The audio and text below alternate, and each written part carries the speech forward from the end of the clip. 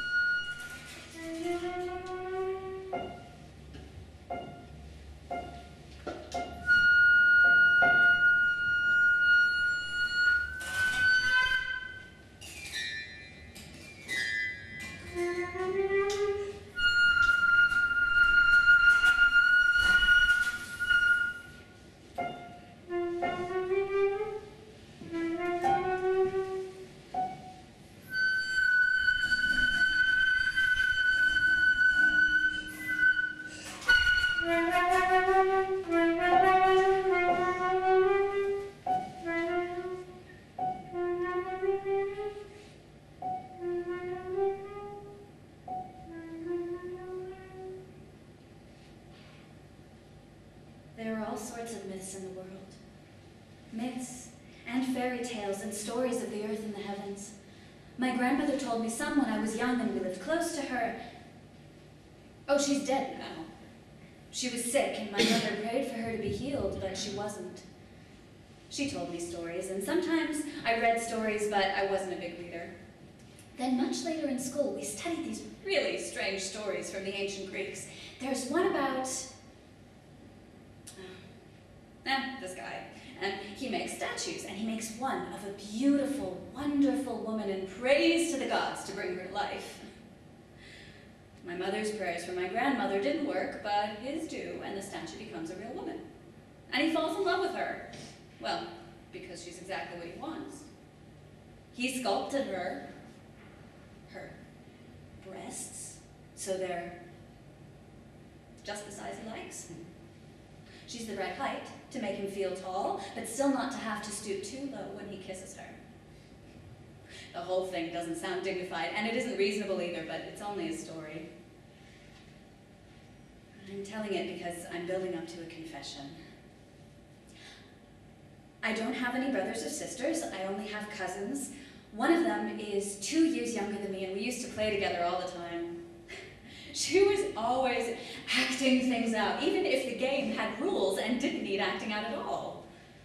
Sometimes I couldn't tell when she was pretending and when she wasn't, and I was always trying to get her to stop pretending. One time, I yelled at her to quit faking. I wanted to play without pretending for once. She said that it wasn't fake, and I said it was. I said that she was being fake.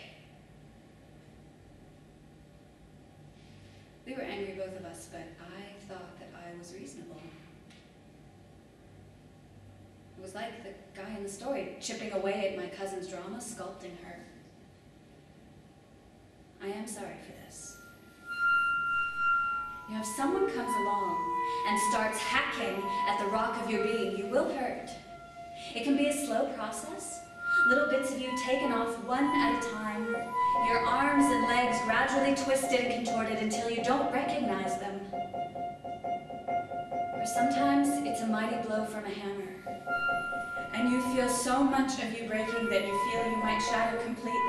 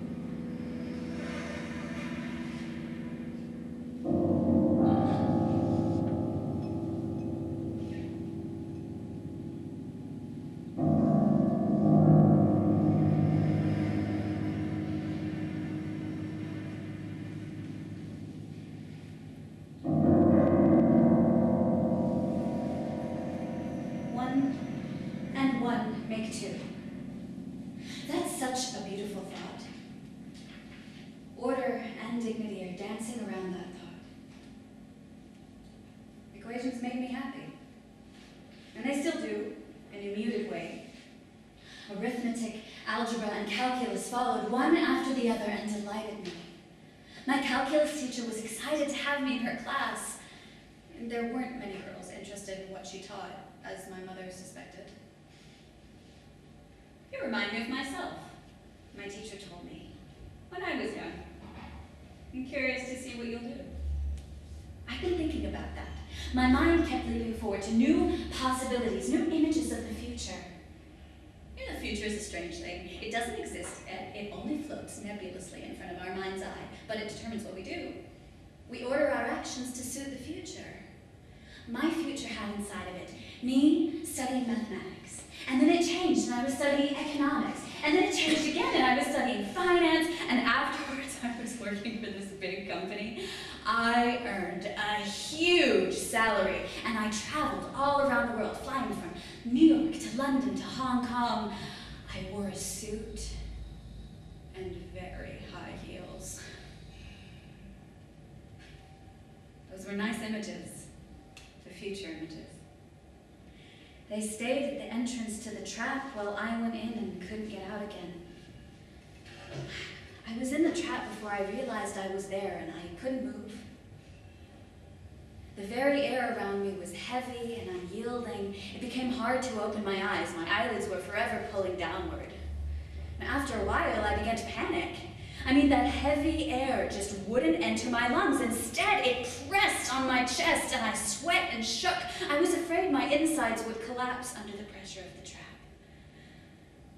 Finally, one night when this happened, I went into my parents' room, woke them up, and told them that I couldn't breathe. My mother was frightened. She got up with me and made me tea and took my temperature, even though I told her I wasn't sick. A few nights later, the same thing happened.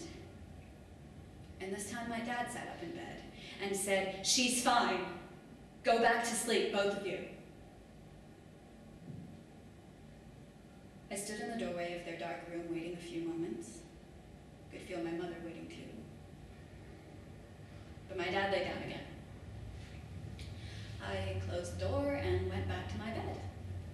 I told myself that I had not been dignified, but I was afraid to be alone in case the panic returned. It did, and I clenched my fists as the night hours passed.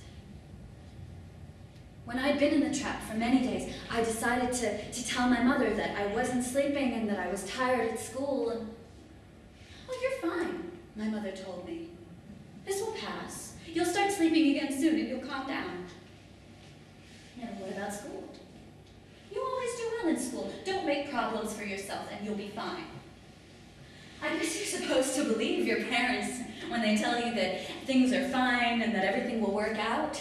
You're supposed to understand that they know more than you do, that they can see further than you can, but I couldn't believe this. So I decided to talk to a dignified person about not sleeping. After calculus class, I went up to my teacher at her desk and tried to speak. No words came, and that embarrassed me. Finally, I managed to get out, "I'm having some problems." "Well, you seem to be doing just fine in calculus." She smiled at me. She had a beautiful smile. It's not calculus. Something personal." She kept her eyes on my face, but I could feel her draw her body back a little ways from her desk. I nodded and she waited. Finally, when no words came, she said, "You're a strong person. Whatever this is, I'm sure you'll get through it." She smiled again. "As I've told you before, you remind me of myself. I think of that every time I see you in class. Have you ever thought of becoming a teacher?"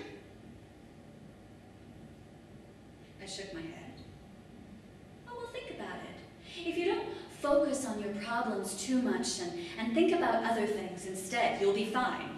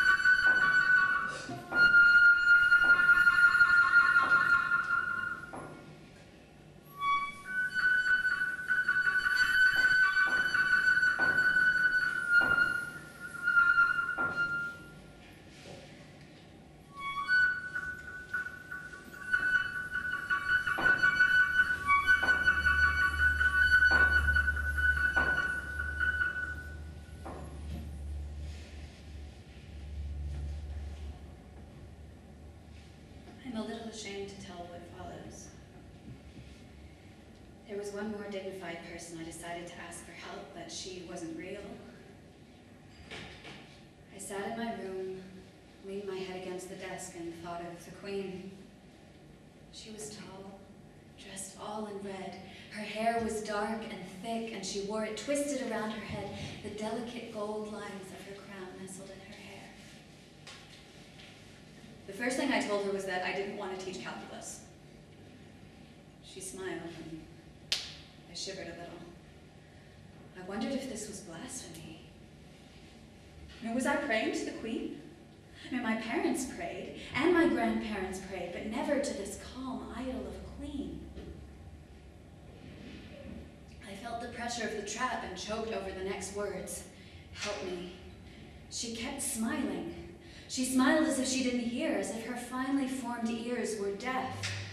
I spoke the words again, more slowly, so that she could read my lips. Still she smiled and looked past me, over me, around me. I sprang up from my desk, tripping over my chair, and threw myself onto the bed. I lay staring at the wall, very still, listening to the silence of the trap. When I came out of my room to have dinner with my family, it appeared that my parents were tired and didn't want to look at me. We stared down at our plates, watching the food as it slowly decreased.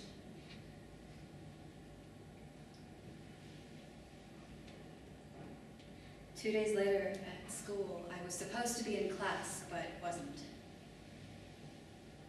She skipped the class and instead climbed to the top floor of the building and out onto the roof. The roof was dirty, open to the wind and rain, mostly used by smokers, and so it was covered in cigarette butts. She crossed to the side overlooking the front of the school and leaned against the low wall running around the roof.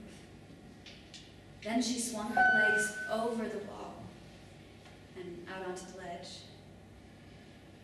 She sat for a moment, watching the concrete ground that stretched out and away beneath her. She stood up, balancing on the ledge, and her whole body became light, so light that it flew off the edge and down onto the concrete below.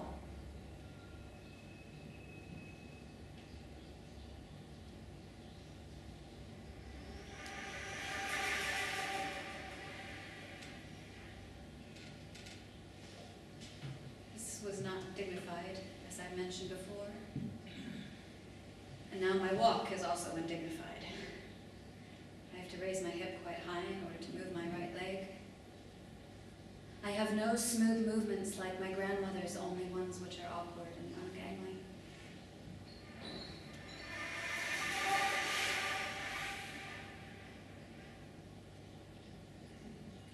The dignity of the numbers seems distant to me now and has drifted from the center of my being. The Queen had a beautiful, smiling dignity, but it was unseen. I strive to see. I strive to see what is lovely and what is ugly, what is good and what is harmful. I try to call these things by their proper names. I do not always manage to do so, but what dignity I have now is in the seeing and naming of things. To see and name a thing as precisely as I can, and not to flinch. This will be my pride and dignity.